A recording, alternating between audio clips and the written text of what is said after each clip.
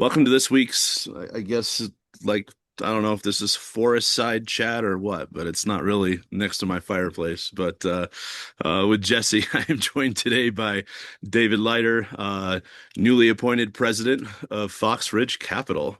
Excited to have you on the program again, Dave. Well, excited to be back, Jesse. Always a pleasure. I was wondering when you announced your retirement.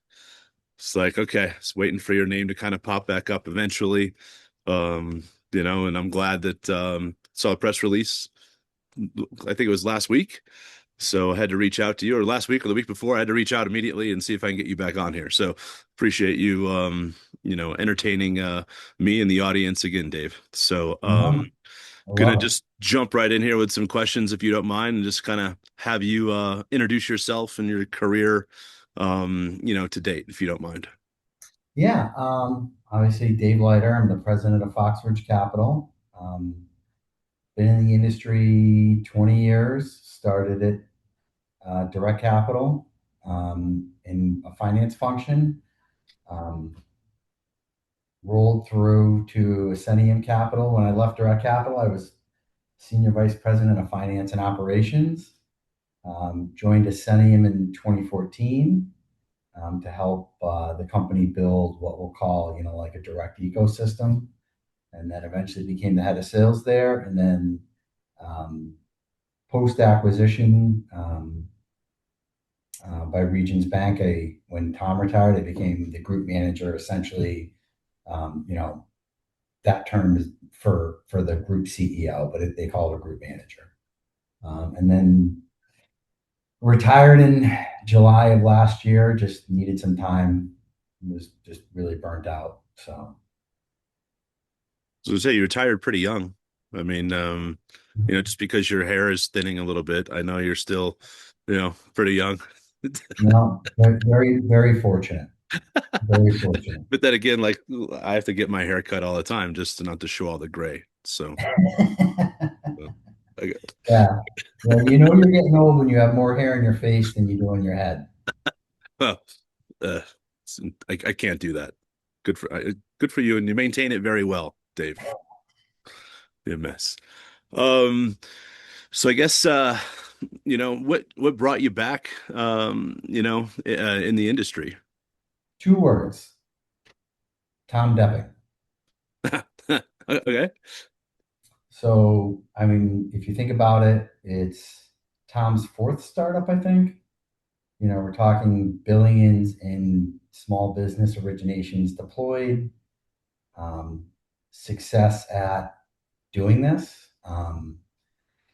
You know, and that's really it. I mean, it's just those two words. It's Tom.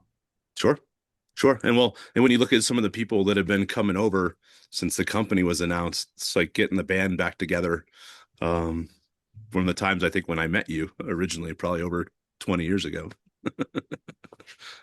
I mean, the team, the team Tom has assembled um, provides the ability to work with some of the best people in the industry, and it's really kind of a blessing.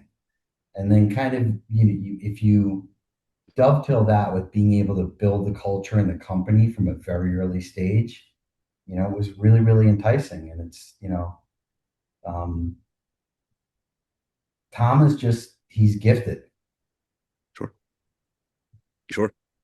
Well, and then so I guess, at Direct and then through Ascenium, those were already organizations that were established before you joined them, right? Mhm. So what's that like kind of like a clean slate, right? I mean, when did Fox Ridge get was the official legal day one?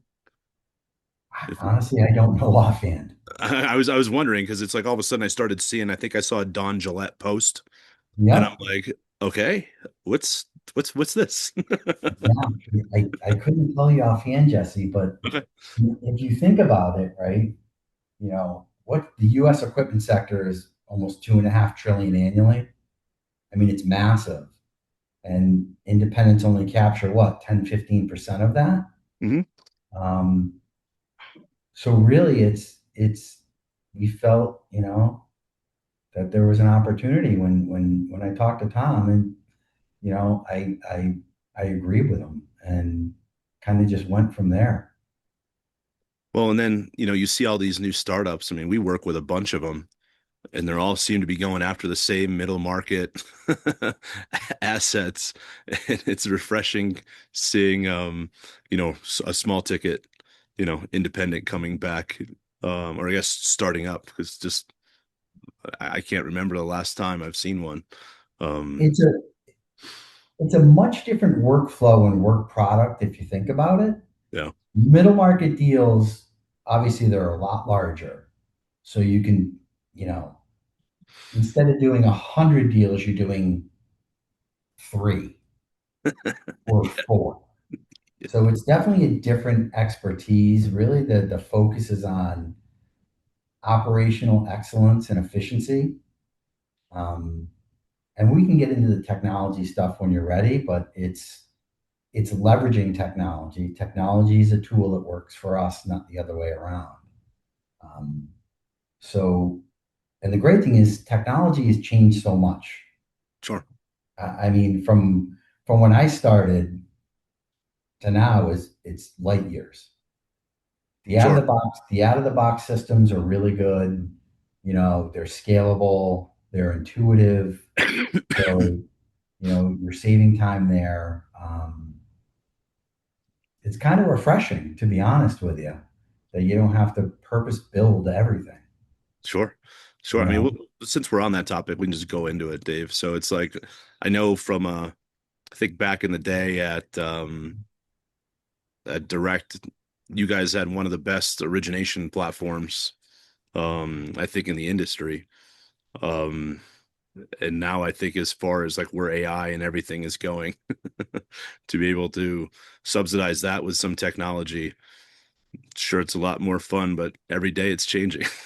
I mean, it is, but the way I look at it is, again, principles are simple. Simple. Hire the best, retain the best, build a culture of togetherness, transparency, and accountability. And I kind of wrap it in this acronym called FAST, right? Okay. Fight against the norm, because it's always been done doesn't mean it's right. Always ask why or what if. Simplify your problem. You Hmm. don't need a 25-cent answer for a 5-cent question. Steve Jobs really put it best, right? Anybody can make things complex. It's really hard to make things simple. And it's not just for your external customers, whether it's an end user or a vendor, it's your internal customers. It's making sure sales has the tools they need, and then that flows into operations, then that flows into asset management, and then all that kind of filters up into your management roles. So, you know, you if you have that mindset, you know, it increases the probability of success. So when you simplify your problem, it's good. And then the T in it is take action. Everybody comes up with great ideas every day, but when you make a decision to do something, you move on it and you empower your employees to move in these things. So flat and lean, but there's accountability. So kind of like fast. I mean, I was Yeah. just thinking one night, made it up. It kind of No, resonated with me. no, I like it. Do you have that like I haven't been to your offices yet. Do you have that on the board anywhere? No, no, no. I emailed it out to the company, but it's kind of like our core values, which is really about listening and engaging and learning. Mhm. Um, so it's kind of an offshoot of that, but it's really you never want to lose that mindset of being an entrepreneurial company. Because how many times have you seen someone get to a point or a company get to a point and be like, well, it's good enough. And then 5 years later, oh, it's still good enough. But it's That's really not. that's what we deal with every day.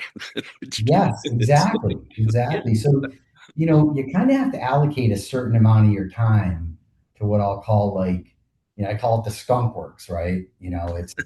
It's ideas, it's spitballing, it's all right, well, what if we did this, or what if we did that, or what if we tried this product?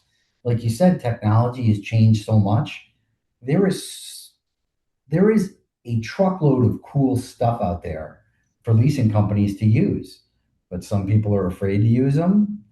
Um, Maybe they haven't been socialized with lending institutions yet. They're just as secure. Sometimes they reduce risk, but it's just having that, being inquisitive, I guess, and everybody, like, empowering people to be inquisitive. Absolutely. And from an independent mindset, right? I mean, Ascenium, then the acquisition of Regions. I'm sure that kind of handcuffs some things a little bit, right? In regards to some bank oversight. I know they left you guys alone for the most part, but still, there's some things that I'm sure you couldn't probably be as free as you are right now to iterate and do kind of what you guys want as an organization. There's pluses and minuses to any organization, Jesse. That's really just, that is what it is. Yeah. So, but I mean, you brought up a good point, right? Um, you used a word that I don't think is used enough: iterate. You can innovate, but if you don't iterate, that innovation is dead in 24 months, 36 months. So the key, the key to that, I think what's changed from a managerial perspective over the last 1 to 2 decades, Jesse, is you would you would build a platform and you would say, all right, it's good enough. And then you'd start getting these wonky bolt-on processes. Sure. Or I'm doing a reconciliation outside the system. Or we're just going to code this differently. So the cool thing about Foxbridge's culture is we're going to innovate, but then we're going to iterate, and we're going to iterate again. It's It's big. never good enough. It's big. So I spent 45 minutes yesterday working through a situation in AI, and I was like just trying to perfect whatever I could as much as I could. And it was like just kind of neat just to kind of see how it finally blends all together. And it's like, well, how's this going to respond? What about this scenario? And that's, I don't know, it's just neat. it is, but again, and AI is a tool, Yeah. right? So everybody talks about the AI revolution. But if you think about AI, remember you're around the same age as me. I think I'm a little bit older than you. But you remember the old term garbage in, garbage out? Oh, absolutely. If you put garbage into AI, you're going to get garbage out of it. I was creating a video for Jeremy's recruiting, like on, what was it, Sunday night? So I told him I'd get Yeah. it done. And I Yeah. put his stats in for the last 18 games. And like I'm like create a graphic with all these stats show on whatever, and it came back. I'm like, there's no, he didn't have 211 hits in 18 games. Like what are you doing? So yeah, I mean, to your point, you can, it's a tool. Yeah. So how many people do you know that will put prompts or whatever into Chat GPT, Claude, Grok, or name the platform, take the output and use it as gospel? Oh, it's super annoying, especially when I see it in press releases too. It's like, how lazy like is that? Yeah. When I Yeah. see it in email exchanges, when I see that, you just kind of like, okay, like I see how this is. And that Yeah. really, if and you're, you built your career of relationships and the vendors and everything you have. And if they see that, It, that's it, not look, good. it looks a touch wonky. And that's kind of where it is, building the right team where you have subject matter experts, that technology just adds to it, right? So um, it's really it's really an interesting time because there's a lot of useful tools. How you use them and who is using them, are really the determining factors of whether they're effective or it's just another part of your tech stack that you have no idea what's going on. Well, and then starting from scratch, right? you have the freedom to sit there and say, no, I Yeah, don't want that, exactly. or I Yeah, want this. And I guess that yeah. could be considered overwhelming too, because It there's all sounds, these different things, but it's good. there's an old saying that, how do you eat an elephant? One bite at a time. You know what? I'm going to recommend that we just put all these sayings on your walls behind you. I know you've only been in that office for a few weeks, but it's perfect. Yeah. Maybe put that underneath your email tag. Just change it every day. A new saying. No, I like that. I think I'm good with that. That sounds like a lot of unnecessary work. Yeah, that's Uh, inefficient. um, and one of the things I want to talk about, so I think when I met you in what, 2006, I think you were a controller. So Hmm. you have a finance background, went to Hmm. lead sales, then an organization. Now Yeah. you're leading another one. The evolution of your leadership style, Dave, throughout your career, um, any advice or things that have worked for you, or just kind of how have things changed? I guess how have you iterated your leadership style? Is that a good word? Well, so I think that gets into to a bigger kind of question and conversation is how do you build your team, right? Because singularly dominated organizations rarely succeed, right? Absolutely. Yeah. And we've seen them come and fail, right? Mhm. So again, the biggest thing is, you know, back in 2006, 2007, which were dark times, some of those years, but it was we have a system, it works, especially on the back end, right? Everybody focuses on the front end, but it's got to be a stream of consciousness, right?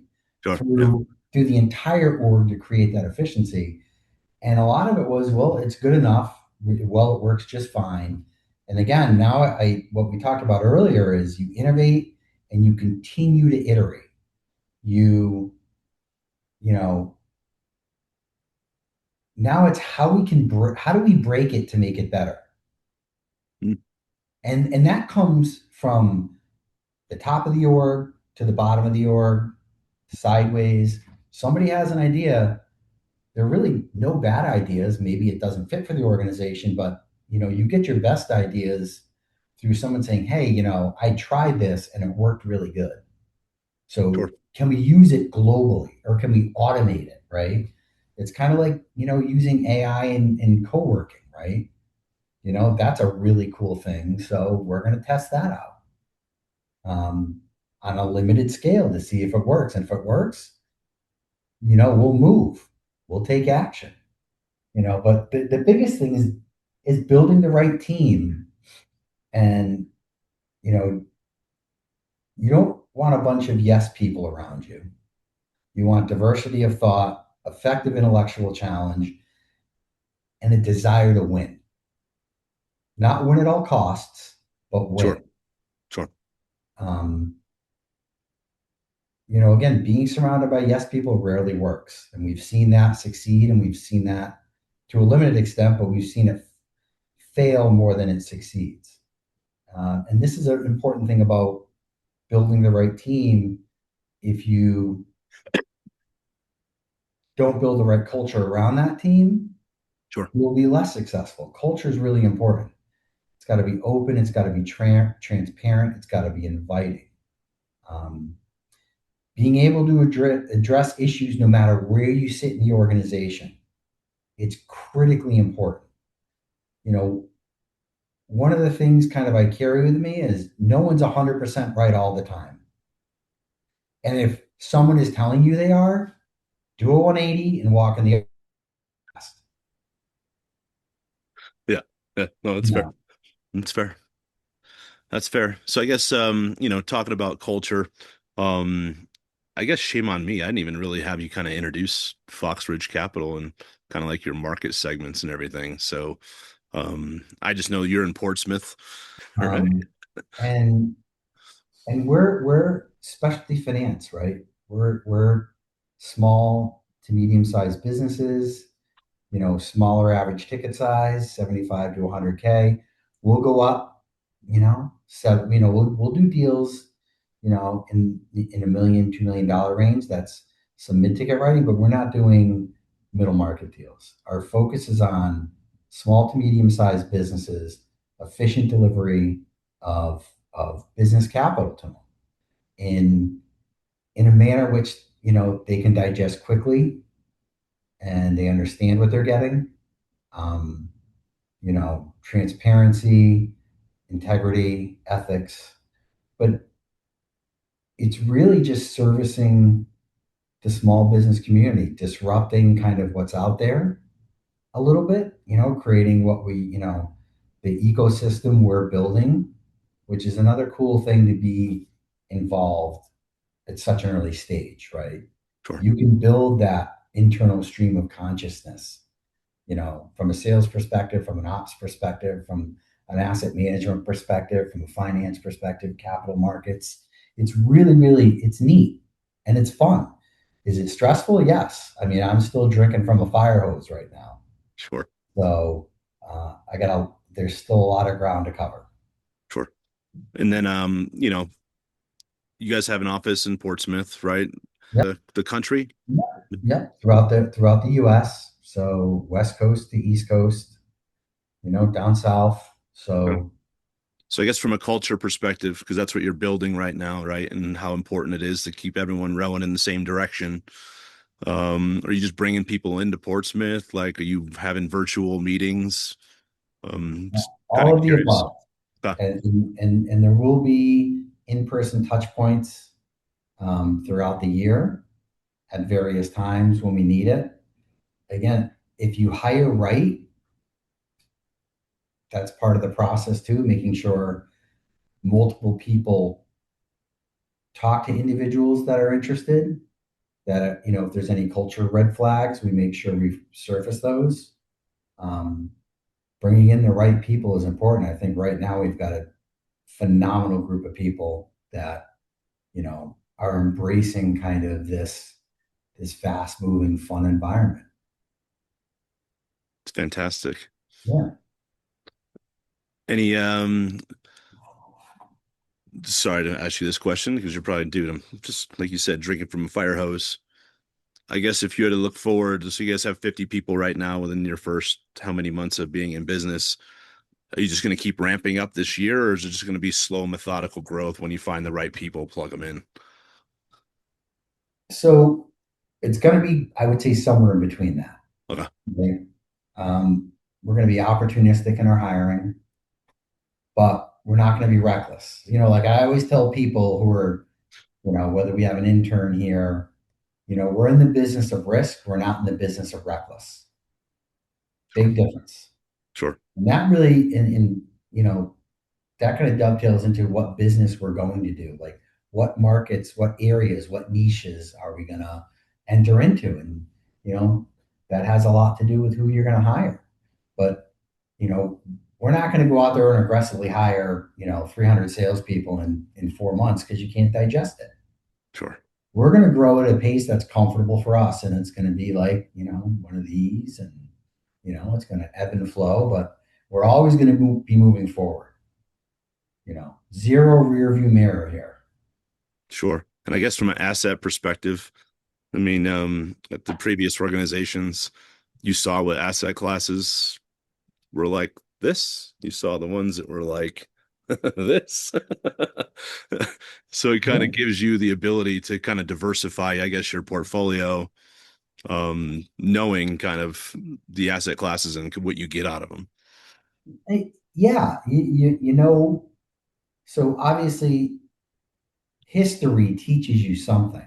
Yeah. If you're not learning from it, I mean, that's a problem in our industry. Yep.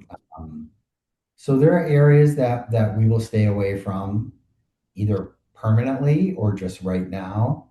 Sure. Um, but the big thing is, again, it's about asking why. Why aren't we doing this? Or questioning what if, and being a little more tactical in nature. So, one of my friends a long time ago said, the word no is like a four-letter word, right? Learn before you make that statement. Understand the why behind the no. Sure. But yeah, I mean, having managed through multiple economic cycles, you've seen the good, the bad, and the ugly. And it could be X asset class, Y asset class, could be a mistake that an organization made, or it could have just been, just bad luck from a timing perspective. Um, Absolutely.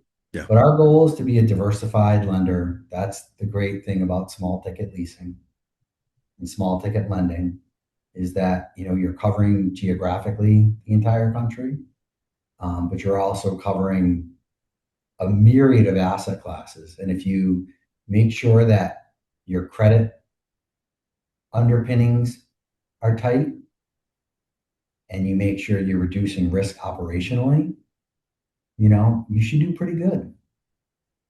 And what's the I guess the market's reaction when they're seeing your people at trade shows or when they're seeing the new name with some familiar faces? I know like as soon as I saw you pop, I was like, hey, what's going on? So I'm sure you're getting a lot of people that are inquisitive like me in regards to learning more about the business. It's been very, very positive. Okay. Um, I've been really happy with the feedback and the responses I've received. And, I think it has to do with, who's involved.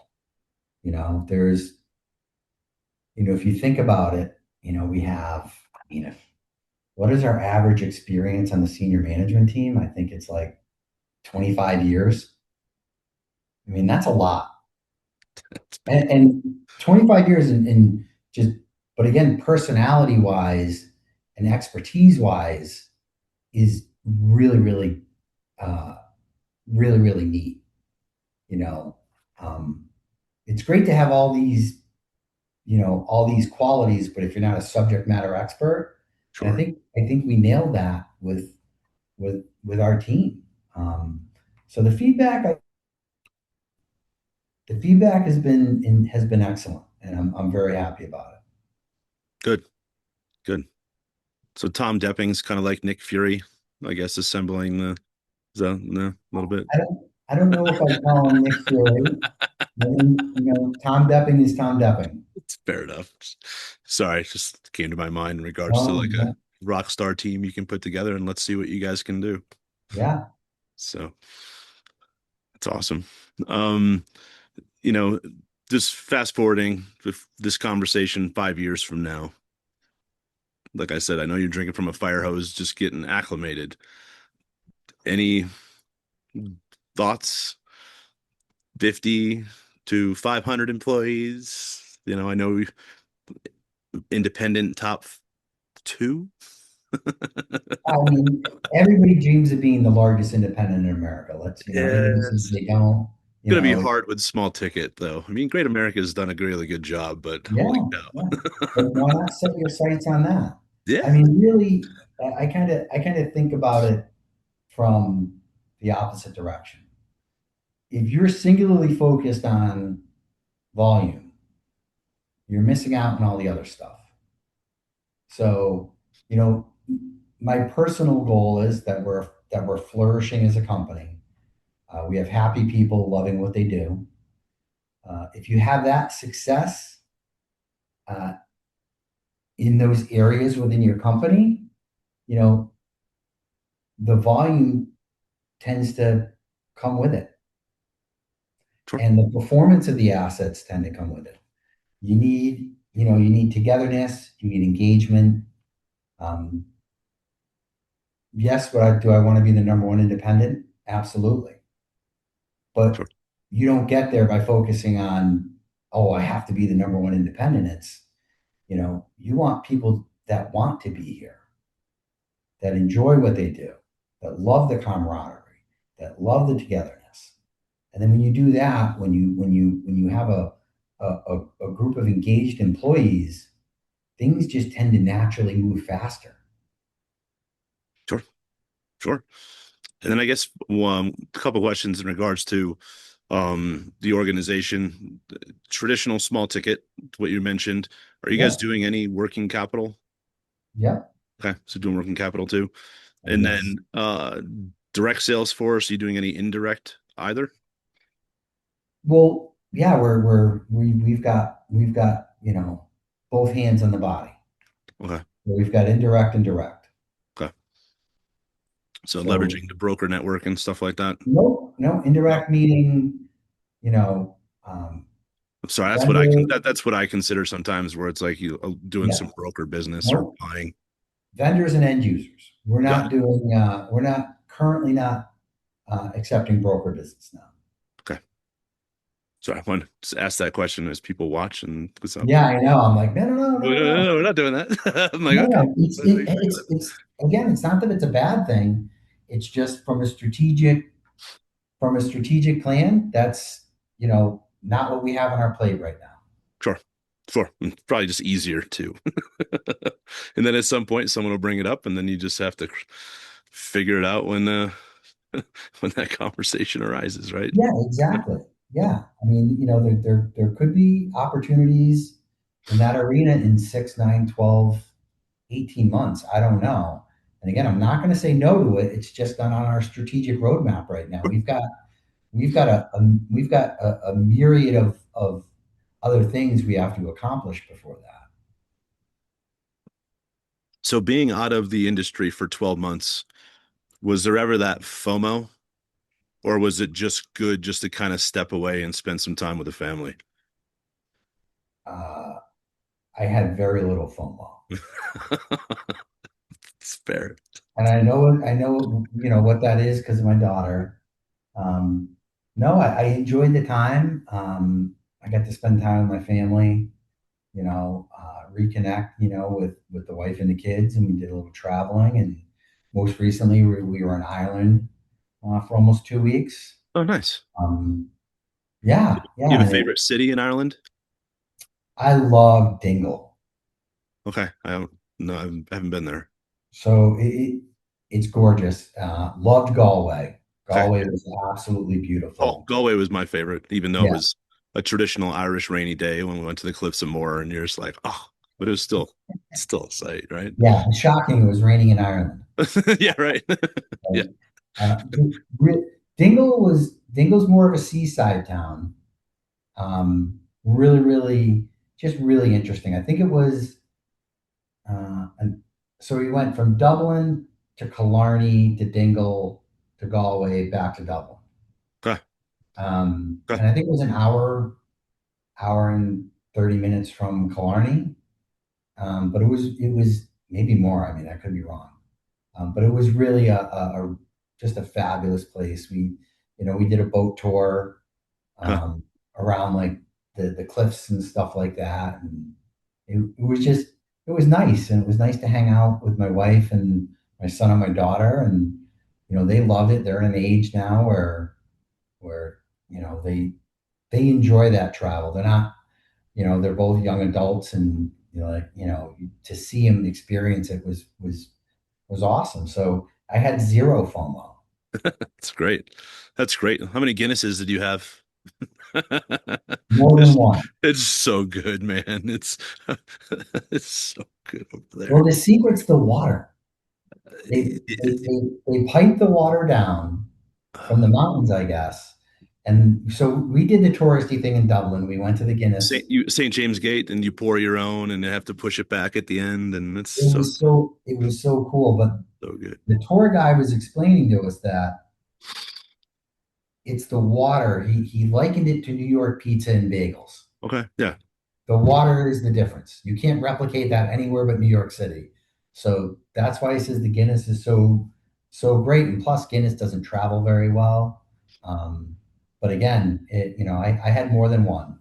it's fair, fair. That's so. I've done two, 3 day weekends in Dublin Yeah, just to fun go time. have goodness. Um, and then at some point, your wife's probably like, "When are you going to go back to work?" There was a handful of days where she was like, "What are you doing today?" You know, Hey, I'm adulting, whatever that yes, means. I'm enjoying myself. I'm watching Sports Center and the Golf Channel, and I'm reading. I read a ton of books. Okay, so I was going to ask, like Yeah, any top book recommendations? I guess what were the books on? Any common theme? No, no, a lot of just general fiction reading. But there were two books I would recommend from a business perspective to anybody. So one is Golf is Not a Game of Perfect. Hmm. It's a short read. Okay. It's really about focusing on what you're doing, right? The process, not the result. Hmm. Um, and it's written by a gentleman. Hopefully, I don't get his name wrong. Bob Rotella. He's worked with many a professional golfer in terms of mental mindset. I found, I bought it because I'm a golfer, but I was reading it and I was like, huh, this has a lot of applicability in the business Interesting. world. Hmm. Yeah. And the other book that I recently finished that our CFO gave me, Don Gillette, was called The Geek Way. Okay. It was a fabulous read. Okay. It The was geek way. really, really good. The Okay. Geek Way, yeah. Okay. All right. Those are not any books I've heard of before, so excited to learn something new, Oh yeah. especially how frustrating golf can be. Would you get your handicap down to?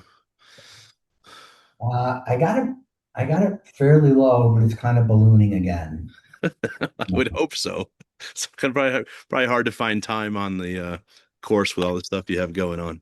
Yeah, sometimes I have to get there early and hit balls or go a little later, but I'm truly enjoying myself. I feel truly blessed that Tom asked me, um, and feels it feels to me like Christmas. You know, for him having that confidence in me and the rest of the group to help Sure. do this. Sure. And then I guess so you guys have some, like you said, the average what was 25 years from a leadership perspective. How are you peppering in younger talent to, I guess, be the glue within the organization? As we grow, that'll happen, right? Okay. Because as a early stage entity, everybody's doing a little bit of everything. Okay. So as we grow and those positions open up, and we're already strategizing around that, that's kind of where you bring in some next gen people. But Okay. I would say, you know, um, in general, we have some less tenured people on our senior team just because they're exceptional at what they do. Sure. It's great. It's great. Yeah, And you empower them to keep growing personally and professionally and continue to yeah. reap the rewards of it. That's awesome. That's great. I'm trying to think of, I know I sent over some other questions to you. I'm not really a scripted person, Dave, so I apologize for that. But Again, yeah. that doesn't shock me.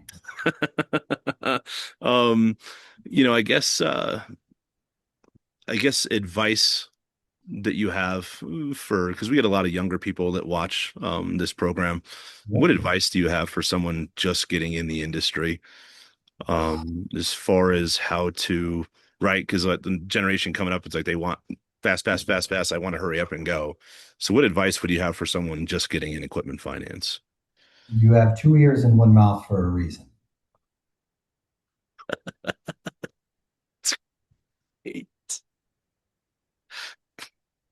Listen, surround yourself with really smart people and listen.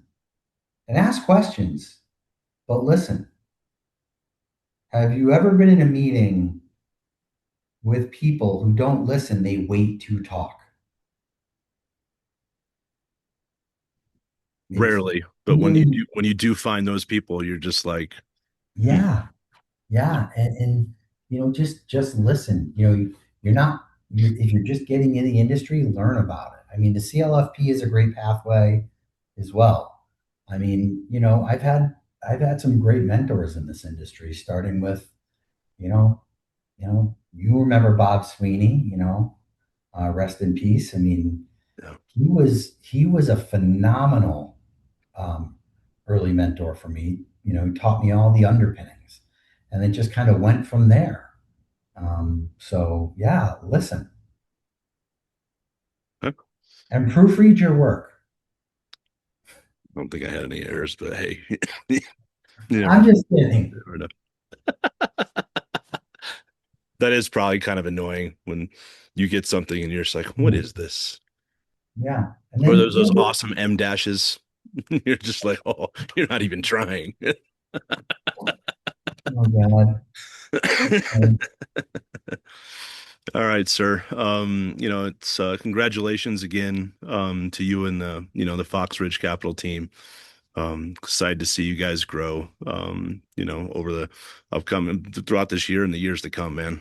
So, and I look, appreciate it, Jesse, and we'll obviously, we'll see each other around, and I'm super excited to be back. The break was much much needed, um, but you know, kudos to Tom Dupping.